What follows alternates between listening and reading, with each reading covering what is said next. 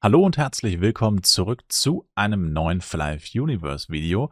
Heute mit einem ziemlich coolen Tool, das ihr auf Flivepedia auch verlinkt findet, den Flive Calculators made by Stellar. Und dieses Tool hier hat im Endeffekt die ganzen Wahrscheinlichkeiten, die man kennt, aus Upgrades und auch aus Dailies und so weiter. Das meiste davon kann man sich auch selber ausrechnen tatsächlich, zusammengepackt und in eine übersichtliche Tabellenform bzw. Kalkulationsform gebracht. Also die Tabelle wird ausgespuckt, nachdem man die Daten in den Calculator eingibt. Und das ist ziemlich cool, ziemlich spannend und das wollen wir uns heute zusammen angucken. Also die Website ist einfach flive-calculators.com. Also so wie es hier oben steht, nur mit einem Bindestrich und .com. Und das erste, also ich wollte mal ein Video über die Dailies machen und ich wusste, dass es das hier gibt und deswegen kann ich mir selber die Mühe sparen, hier irgendwas erstellen zu müssen. Wie ich sonst immer mache in Excel. Und ja, das ist einfach ganz interessant, weil es zeigt halt mal so grob den Aufwand, den man mit Dailies betreibt, grafisch auf und auch, ob sich das lohnt, beziehungsweise wie lange es dauert, um ein Level zu schaffen. Und daraus kann man dann für sich selber wahrscheinlich besser ableiten, ob sich das lohnt, als wenn man jetzt halt, keine Ahnung, man macht 11 Quests und kriegt dann, was weiß ich, 3% zum Beispiel. Weiß man ja nicht so. Also aus dem Kopf raus kommt ja immer die Frage und auch im Stream und so kommt immer die Frage, ja, lohnt sich das denn? Ja, also was sehen wir jetzt hier gerade? Ich glaube, ich mache es noch ein bisschen größer vielleicht. Dann ist der Graph abgeschnitten, aber ja. Jedenfalls könnt ihr hier eingeben, auf welchem Level ihr startet. Also standardmäßig ist ihr eingeben auf Level 86. Daily Quests, die XP geben, starten auf 86. Das sind die Tower Dailies. Und sie enden, oder die höchste Daily Quest ist für Level 172. Und enden tun sie niemals. Also aktuell kann man immer noch Tower und Kylon Dailies zeitgleich machen. Das heißt, die höchste Tower Quest ist für 152. Und die höchste Kylon Daily ist für 172. Das heißt, wenn man 172 erreicht, hat man die maximale Anzahl an Dailies mit den höchstmöglichen XP freigeschaltet. Vor 172 bzw. vor 162 kann man maximal 4 Dailies haben. Und auf 172 hat man dann 15 Dailies. Ja, 15 pro Charakter. Das ist ganz schön viel. Ja, auf jeden Fall dauert es 1675 Tage. Das sind, glaube ich, 4 Jahre basically. Von Level 86 auf 190, wenn man nur Dailies machen würde. Ja, die Frage kam tatsächlich auch erst neulich mal, interessanterweise. Es würde 1675 Tage dauern. In der Zeit ist davon auszugehen, dass bis dahin höchstwahrscheinlich bereits ein neues Maximallevel existiert und man dann immer noch nicht Maximallevel wäre, weil es dann wahrscheinlich wieder ein höheres geben würde. Genau, aber sage ich mal, ist relativ uninteressant, weil, ich meine, wer ist auf Level 86 und macht nur Dailies? Klar, es ist besser, als nichts zu tun. Ja, man sollte immer seine Dailies machen, wenn man die Zeit und die Lust dazu hat, die Motivation dazu, weil sie sich unverhältnismäßig groß lohnen. Wobei das auch nicht immer so stimmt. Das zeigt auch hier der Graph ganz gut, aber das ist auch das, was wir immer schon gesagt haben. Vor allem bei den Tower Dailies, man schaltet immer auf dem 6er-Level die Tower Dailies frei, also zum Beispiel 86, 96 und so. Und genau da sieht man auch, ist der Balken am größten. Und zwar immer auf dem 6er-Level und auf dem 7er-Level. Das heißt, da, wo man nur eine Tower Daily hat, logischerweise. Ab der zweiten wird es ein bisschen besser, aber der Balken ist dann immer noch recht hoch. Und ab der dritten und vierten ist der Balken am kürzesten. Das heißt, man will immer schnellstmöglich aufs Nuller-Level, 90, 100 etc. zu kommen, wo man 3 Tower Dailies hat und noch schneller natürlich aufs Zweier-Level. Weil dann macht man so ein Level-Up in 7 Tagen, nur durch Tower Dailies. Und das klingt schon deutlich besser als hier zum Beispiel 23 Tage oder 19 Tage. Genau. Und das stellt das hier eben ganz cool dar. Und wo hier der Balken ganz runter geht, ist natürlich auch das, was ich gerade schon gesagt habe. Die maximale Anzahl an Dailies hat man auf 172. Und wenn man bedenkt, dass man hier Level 172 ist und nur 10 Tage braucht mit Dailies, um ein Level-Up zu kriegen, ist das schon der absolute Wahnsinn. Und soweit ich weiß, beinhaltet dieser Calculator wirklich nur die Quest XP. Das bedeutet, wenn du Monster tötest, geht es nochmal ein bisschen schneller. Also hier steht jetzt 1675, das beinhaltet aber, wie gesagt, soweit ich weiß, keinerlei Monster XP. Für all diese Dailies musst du aber Hunderte bis zigtausende von Monstern töten. Und auch Giants im Tower, die ja auch alle XP geben. Natürlich nicht mehr allzu viel, vor allem Tower F7, wenn du den mit Level 170 plus machst, der gibt dir basically, also literally keine XP mehr eigentlich. Schon klar, aber vor allem in den niedrigeren Leveln macht das durchaus einen Unterschied. Wenn du 100 Monster tötest, Tower F3 oder F4, die geben dir locker 3% wahrscheinlich oder 1 bis 3%, je nachdem, welches Level jetzt du genau bist und so weiter. Also macht auch nochmal was her. Das heißt, realistisch ist diese Zahl hier schon nicht mehr tatsächlich. Vorausgesetzt, man stirbt gar nicht oder wenn man stirbt, hat man immer Blessing etc., dann sind es wahrscheinlich nochmal 200 Tage weniger tatsächlich.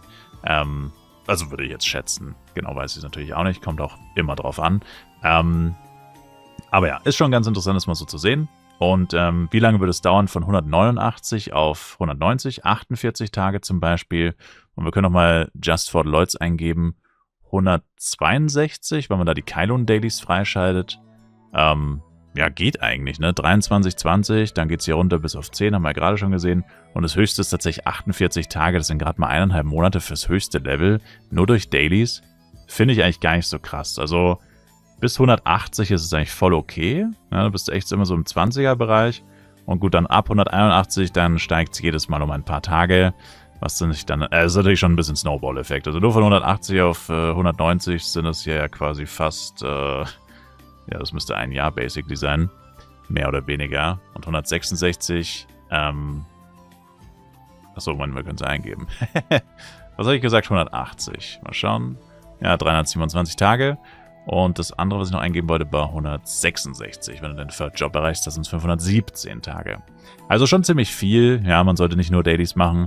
Aber wie gesagt, beinhaltet nicht die XP von Monstern, die man so tötet. Wenn man noch minimal zumindest levelt, ja, man macht seine Dailies zum Beispiel mit Power-Ups, dann levelt man immer noch die Power-Ups fertig oder so. Dann geht das nochmal viel schneller.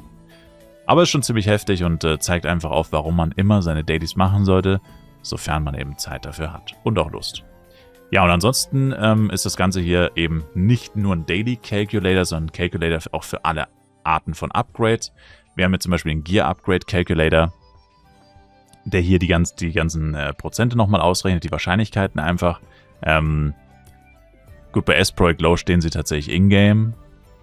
Da braucht man es eigentlich nicht. Also es ist mehr mit dem PD-System, wo man die Wahrscheinlichkeiten tatsächlich nicht mehr kennt.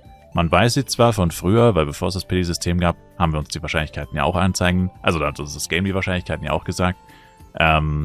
Und von FlyFPC auch. Und die von FlyFPC wurden größtenteils ja mehr oder weniger übernommen. Ich glaube, nur die normalen Upgrades wurden ein bisschen schlechter gemacht. Von 2% auf 1,8% oder so. Aber ist ja auch egal. Also on average. Kann man sich da alles anzeigen lassen. Man kann sich auch die Kosten berechnen lassen, ja.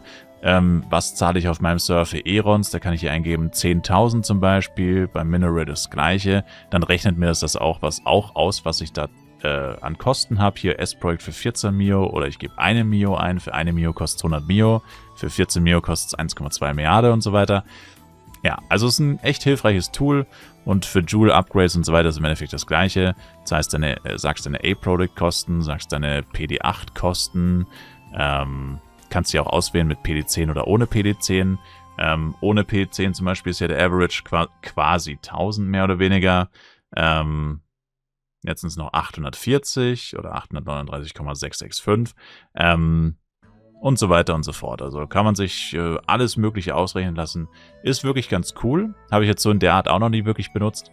Ich sage mal so, mir sind die Wahrscheinlichkeiten heutzutage tatsächlich relativ egal, weil ich mir so denke, es ist interessant natürlich, es zu wissen, aber auf der anderen Seite, nur weil du weißt, dass du normalerweise hier A-Products 994,435 brauchen würdest, von 19 auf 20, schön und gut, aber das heißt noch lange nicht, dass es auch mit 994 klappt. Ja, es kann viel früher klappen, es kann auch viel später klappen, wie wir alle bestimmt schon mal am eigenen Leib erfahren haben. Deswegen, sage ich mal, ist es relativ Wurst und ich sag mal so, man erkennt an der Pity-Wahrscheinlichkeit auch in der Regel schon relativ schnell, läuft das gerade gut oder läuft das gerade schlecht oder habe ich gerade Glück gehabt, habe ich gerade Pech gehabt, das erkennt man relativ einfach. Aber für alle, die es ganz genau wissen wollen oder sich eben hier auch diesen Calculator zunutze machen wollen, wie viel zahle ich denn für das Upgrade, was kostet mich das, auch um nachzuvollziehen, dafür ist es tatsächlich auch ganz cool, weil das ja eigentlich nicht unbedingt der Nutz oder der vorgesehene Zweck davon ist. Man kann auch damit abschätzen, wie teuer oder günstig ist etwas, das ich kaufen möchte. Wenn ich zum Beispiel sage, ich sehe einen Schmuck plus 19 mit 900 Fails zum Beispiel. Oder sagen wir wirklich, ich sehe einen Schmuck plus 19, einen Ring plus 19 mit 994 Fails. Ja, Dann könnte man auch abschätzen, wie teuer ist das denn? Was hat derjenige wahrscheinlich dafür gezahlt, wenn ich weiß, was Aproids auf meinem Server kosten und so weiter, bla bla bla bla. Und dann kann ich mir ungefähr ausrechnen, okay, ist das jetzt ein gutes Angebot, ist das kein gutes Angebot? Oder auch bei einer Waffe plus 10, ja, wenn wir hier weitergehen auf, wo ist es? Ultimate Weapon Upgrade? Ultimate Jewel Upgrade? Achso, Gear Upgrade. Ich bin auch Bescheid. Gear Upgrade ist ja Waffen und Rüstungen. Das ist das Gleiche. Hier das Gleiche, da kann ich auch sagen, okay, der verkauft jetzt eine Bloody Axe plus 10, jetzt nur ein ganz blödes Beispiel, für 1,2 Milliarden. Ihnen hat es aber gekostet 1,248 Milliarden, also das ist offensichtlich kein gutes Angebot. Wenn er sie jetzt für 600 Mio wahrscheinlich verkaufen würde, also für die Hälfte, dann ist es schon eher, ich meine, ganz so kann man es natürlich auch nicht sagen, man sollte immer natürlich die Preise an sich im Kopf haben, aber wenn es jetzt ein Item ist, was einfach nicht auf dem Markt existiert, nur eine einzige Person hat das Ganze, ja, oder muss auch nicht immer plus 10 sein, kann auch hier zum Beispiel plus 8 sein oder so, dann kann man sich das einfach so ein bisschen nochmal auch aufzeigen lassen, wie teuer es wäre, wenn ich es selber machen würde und wie viel Geld ich spare, wenn ich es von jemand anderem kaufe und so weiter, also definitiv auch dafür nicht schlecht. Ja. Wobei, wie gesagt, beim Kaufen immer auch andere Faktoren. Am besten immer jemanden fragen, wenn man sich unsicher ist, damit man nochmal auf der sicheren Seite ist. Genau. Das Ganze auch für Ultimate Upgrades hier.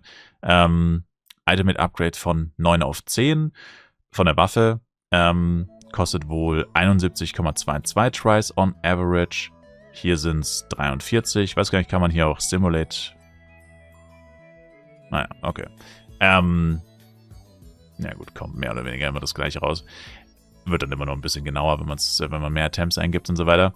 Auf jeden Fall super hilfreich, um sich das einfach auch mal durchrechnen zu können, zumindest was der Erwartungswert wäre. Wie gesagt, das ist weit entfernt von der Realität. Das heißt lange nicht, dass man es hittet und so weiter und so fort. Es kann immer schlecht laufen, es kann immer gut laufen.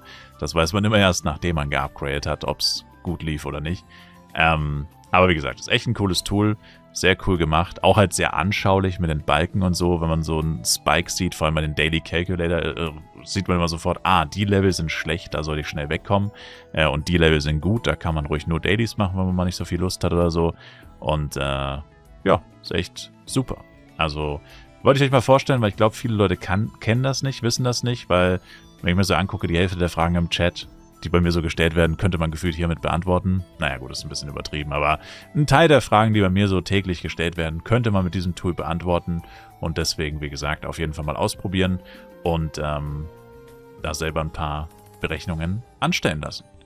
Und ja, das war es eigentlich auch schon mit dem Video. Ich sage auf jeden Fall danke vielmals fürs Zuschauen und wie immer sehen wir uns auf jeden Fall beim nächsten Mal. Mit Fly Universe im Video oder im Stream. Links dazu in der Videobeschreibung. Bis zum nächsten Mal und falls wir uns nicht mehr sehen oder hören sollten, frohe Weihnachten und ciao, ciao.